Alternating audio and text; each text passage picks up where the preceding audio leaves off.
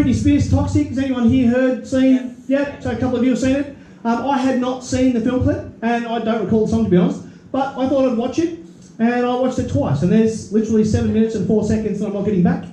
However, so for those of you who haven't seen it, the film clip basically starts, she's an air hostie, and she's walking down the line here, and she's serving drinks and, you know, bumping food out of people's hands, not going to be there, pouring drinks onto people's laps.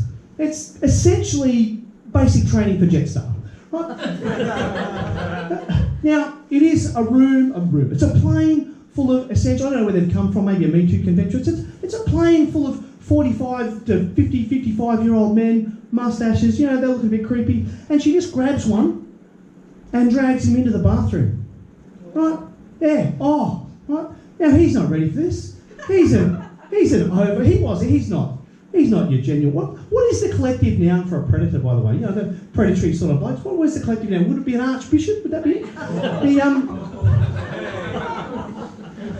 So she drags this guy into the bathroom, and clearly they're going to get into the mile high thing. But he's a 45-year-old, slightly overweight accountant with hair. That's an important difference here. And he gets very excited, and it doesn't take very long, right? And at that point of climax, he turns instantly into a 27-year-old Chris Hemsworth wannabe. What is going on with her vagina? What? That's a wicked... Is that what happens during a yeast infection? Is it an STI that we don't know about? Statistically, there've got to be some good ones, but they don't want to tell us about those because condom sales have dropped, right? Statistically. But I've got another theory. I think it's because Britney, in her early years, was in the Mickey Mouse Club, and she was abused by one of the Disney characters. Not Pluto. No, not Pluto. He's a good boy. And we know that because Mickey says it all the time. Right? It's not Mickey because he became famous in the 40s, and I think he's in the closet. Because Minnie's hot and she's rocking a polka dot dress all the time, and they're rodents who should be breeding every 6 weeks. They've never had children. So Mickey's not touching Britney. That's not his go. But there is one Disney character who's got sexual predator written all over him. And he's from Alabama. That's right. Fucking Goofy. Yeah, Goofy, on the money. Yeah, so Goofy. Maybe that's what's going on there. All right, now, I had to, because it's the third thing that pops up on Google when you enter Toxic. After about, it's actually about 8 thing, because there's 4 lots of Britney. Toxic masculinity. Now, the definition of toxic masculinity is aggressive, violent, and unemotional. There is no feminine equivalent. There's not. Crazy redhead does not count. Right? Aggressive, violent, and unemotional.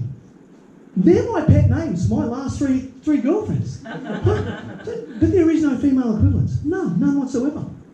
Right? And what I don't get, what real toxic masculinity is what happens when women are put in front of, not all women obviously, hashtag somewhere there, are put in front of Chris Hemsworth. Like, ladies, he's wearing a leather pair of underpants.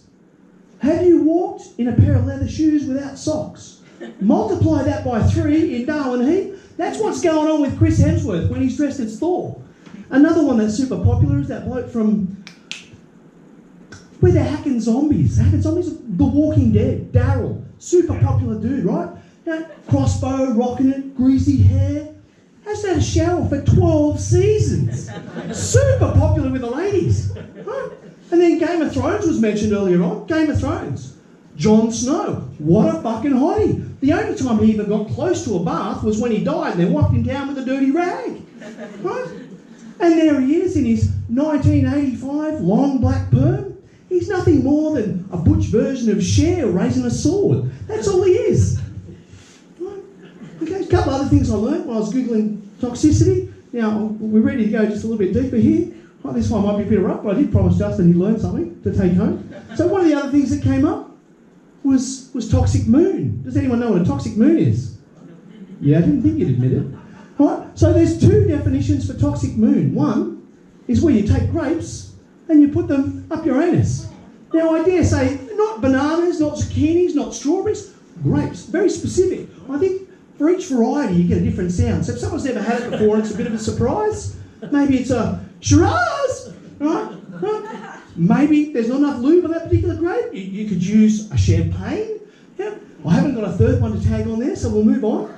The other definition, I went through a whole series of grapes today, but I don't know which was on. So the other version of toxic moon, now strap yourselves in a little bit for this one, is when you're having anal sex, the person that you're having anal sex with, they fart.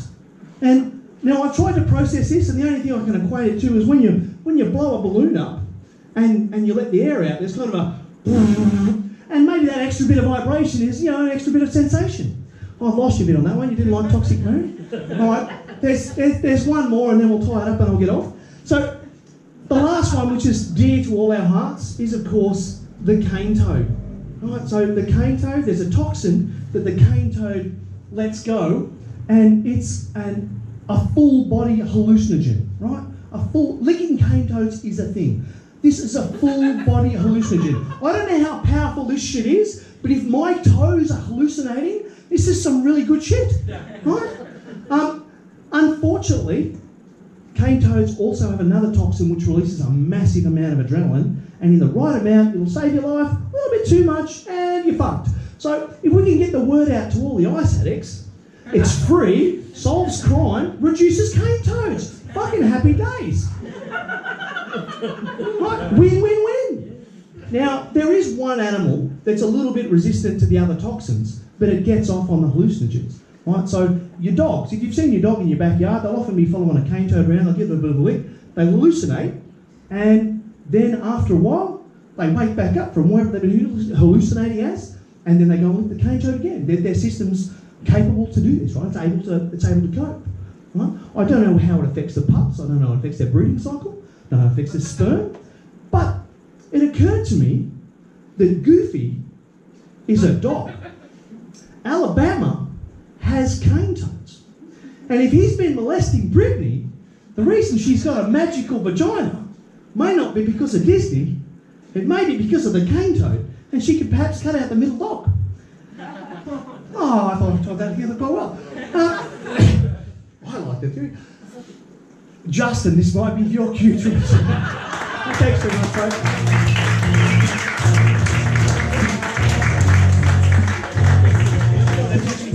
Yay, no, I won't do that. You say that here in a public place. Yes, I do. No, it's not part. Hey, all right, that was great.